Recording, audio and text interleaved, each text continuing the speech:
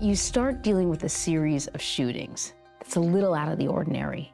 Take me through that. The first shooting occurs on December 11th, 2020 at Huntington Street in New Haven. There's a report of 5 gunshots in the area.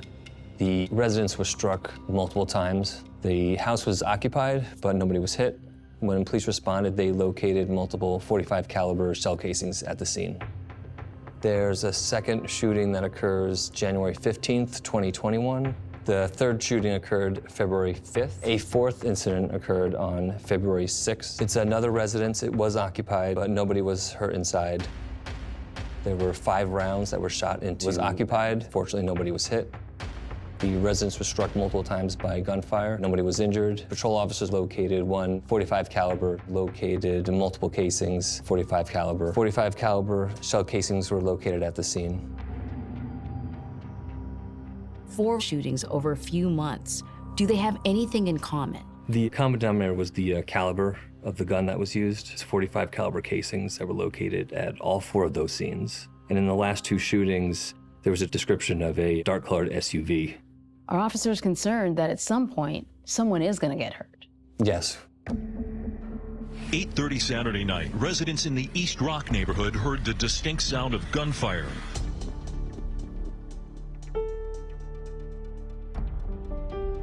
On February 6th at around 8:30 p.m., we get the report of a person shot at Lawrence and Nickel Street in New Haven. That person was later identified as Kevin Jong and was pronounced deceased on the scene. We located 8 .45 caliber shell casings. There were a few 911 callers that saw a dark-colored SUV flee the area.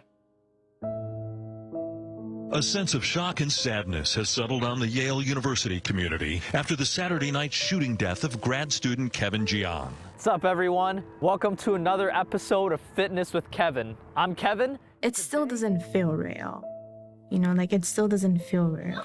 You're such a cutie. He was just a very happy person, a very genuine soul. The victim was a student at Yale's School of the Environment, originally from Chicago.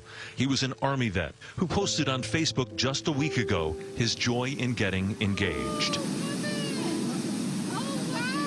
He was so in love with Zion. He was just like, oh, Zion this and Zion that. Like, everything was about Zion. He really loved her.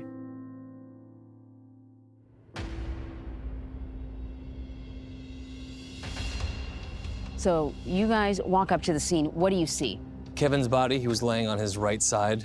His feet were on the stop line here, and his head was towards the first line of the crosswalk. And then we see the casings. There's a shell casing by the bottom of the S and a few feet from the P. And then there were 6 more spread out by the first crosswalk line. We could see gunshot wounds to his upper body and to his head. There were some shots that were at close range. There was something personal about this? Yes. We'll use Facebook as a tool to try and get a little bit of background on an individual, who they're friends with. And so you're going down the list of names. Nothing, nothing, nothing, and then you're like, whoa. There's our connection.